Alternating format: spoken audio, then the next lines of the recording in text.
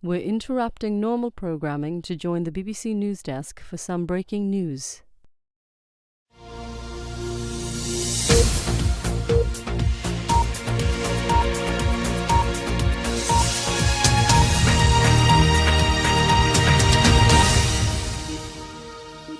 Welcome to the BBC News Desk. We have breaking news of a serious incident between Russian and NATO forces near the coast of Latvia.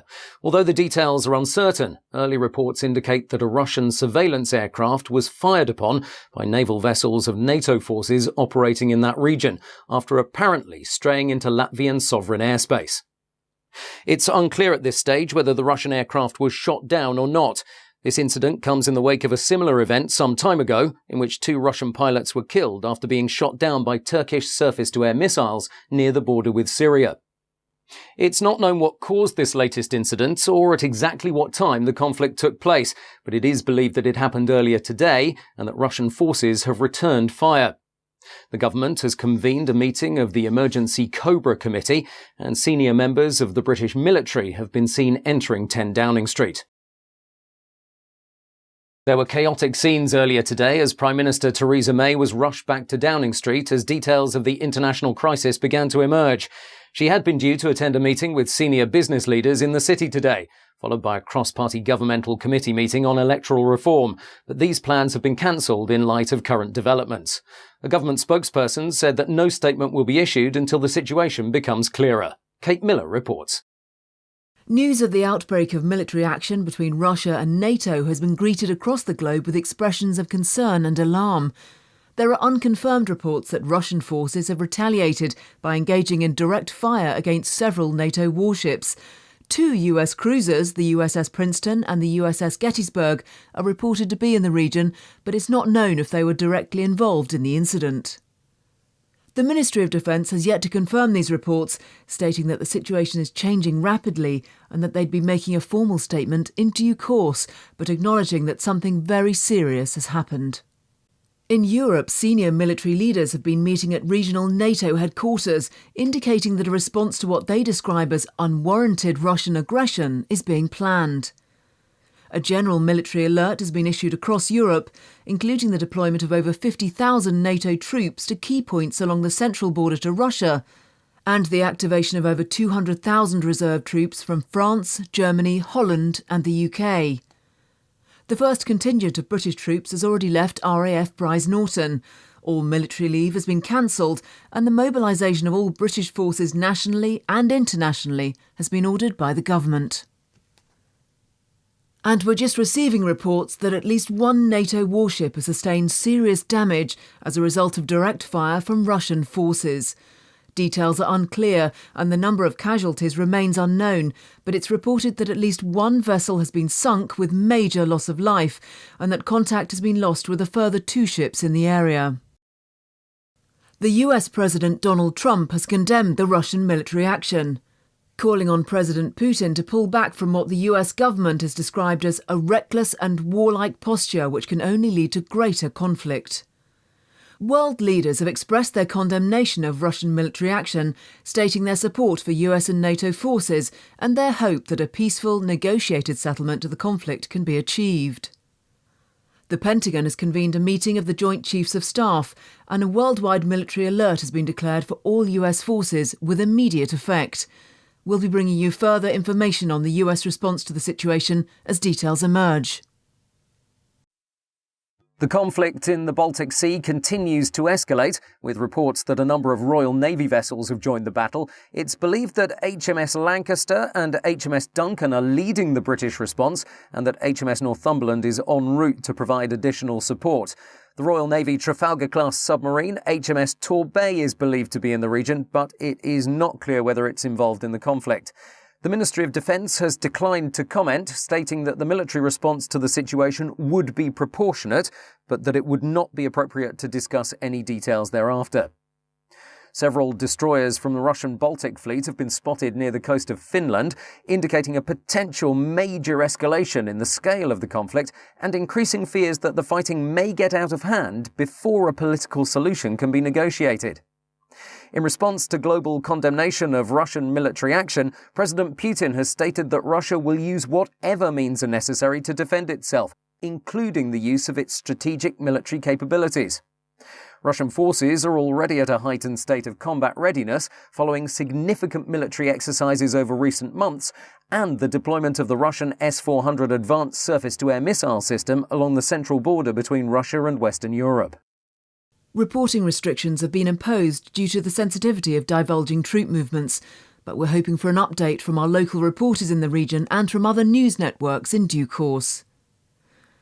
In the UK, the mobilisation of the armed forces is continuing, with a full recall of all reserve forces and heightened security at military bases and airfields.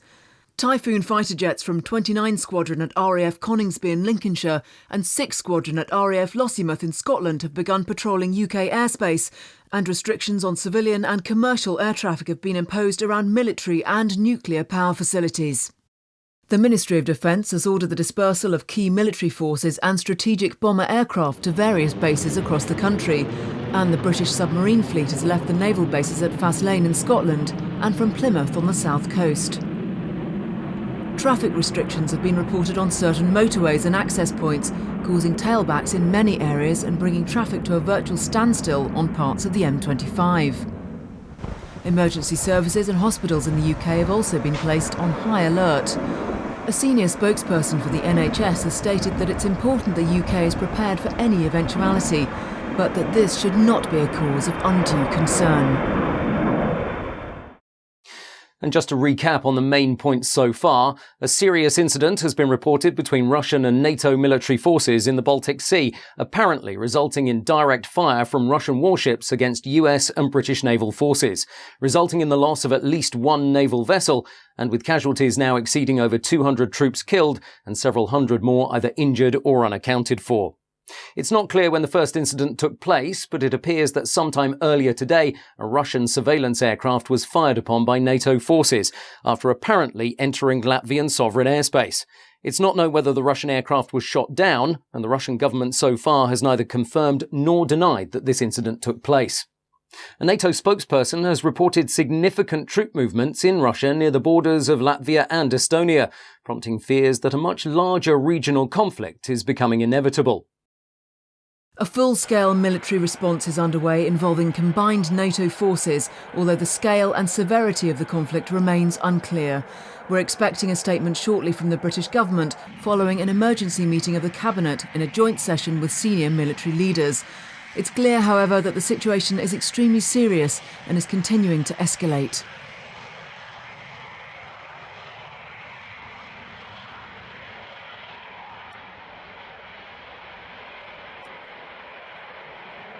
Downing Street has confirmed that all parliamentary sessions have been suspended for today and that heightened security measures have been put in place around major governmental and military facilities. Reporting restrictions have also been imposed on all major news networks, reflecting what the government described as a sensitive and volatile situation which represents a substantial and immediate threat to our national security. And with the latest report from the conflict, it's believed that a Russian-guided missile destroyer has been hit by a missile fired by the British naval fleet, apparently sustaining major damage with many casualties. Heavy fires on board have been reported as NATO forces continue to retaliate. Russian search and rescue vessels are on the scene, with additional support en route from their Baltic fleet, who are expected to arrive in the region shortly. And we do now have footage of the conflict from the region. This is the scene of Russian warships based directly off the coast of Finland.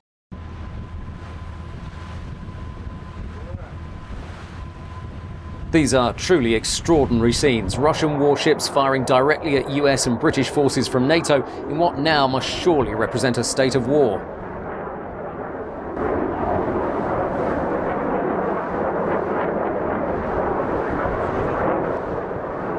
We expect to receive a statement from Downing Street shortly about the escalating crisis and how British and international forces plan to respond to the situation.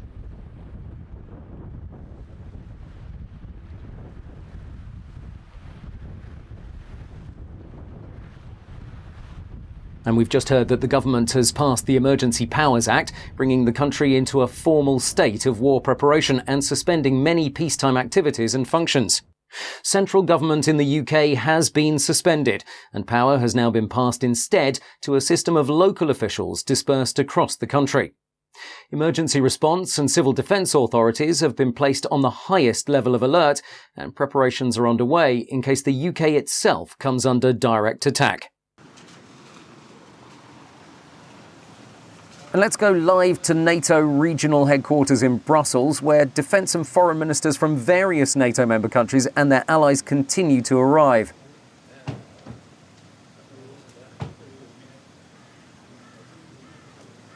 One of the early arrivals is the Belgian Minister of Defence, Steven van der Puut, joining his counterparts from a growing number of NATO member countries and their allies.